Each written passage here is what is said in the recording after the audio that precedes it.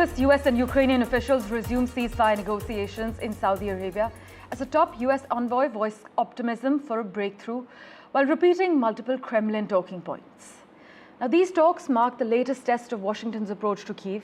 Ukraine has agreed to a US-led temporary truce, but in interviews over the weekend, US Special Envoy Steve Witkoff called Ukraine a false country and praised Russian President Vladimir Putin and dismissed concerns that Moscow might be emboldened by a deal in Ukraine and invade other European nations. Washington wants a broad truce by Easter, as per reports, though experts believe that Putin is trying to prolong the talks. In fact, the Russian delegation in Saudi Arabia includes technical people who can ensure that the talks are not rushed. This is what a Russia-based analyst has pointed out as well. But for further clarity, joining us from Washington, D.C., Daniel Block. Daniel, as always, thank you so much for making time for us. At this point, can a ceasefire agreement truly hold, given the deep mistrust between Russia and Ukraine and the ongoing escalation in military action? Are you optimistic about the outcomes from these talks in Saudi Arabia? I am not.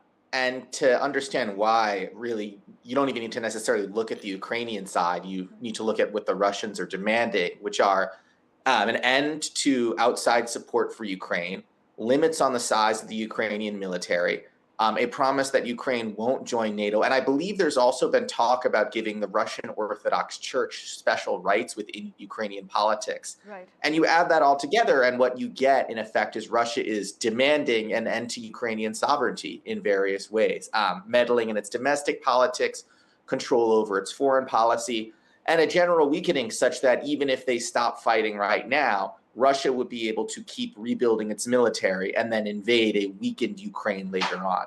So this is obviously unacceptable to the Ukrainians, and I think for very understandable reasons. Absolutely. And so I don't expect it to succeed. I expect the fighting will continue. Even if we have a very temporary truce, I think the fighting will resume in the future. Daniel, would you then say that the US is risking being overly optimistic about Moscow's willingness to negotiate, or is there legitimate hope for peace talks to actually succeed for some sort of truce at least? I think that Washington is being overly optimistic. It's the first thing you said to a T. And I'm slightly, I would say, surprised, but I suppose with Trump, many things can go. But the willingness they have to buy into what Moscow is saying really is surprising, in that we've been here before. There have been peace talks between Ukraine and Russia in the past.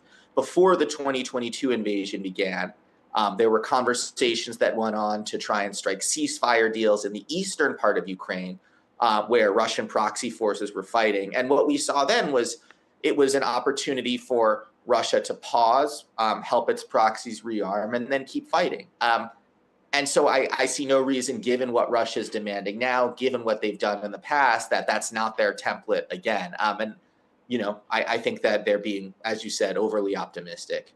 Right. And then is the risk of Putin being emboldened by a ceasefire agreement too high, or are we being overly alarmist to fear Russia's further territorial ambitions?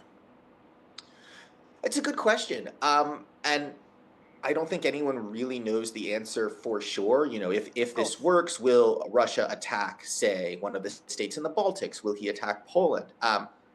But I think we don't want to find out. We have seen Russia be quite aggressive to other countries in the past, even if it's not lobbing missiles at them. You know, it will interfere in the elections of other states.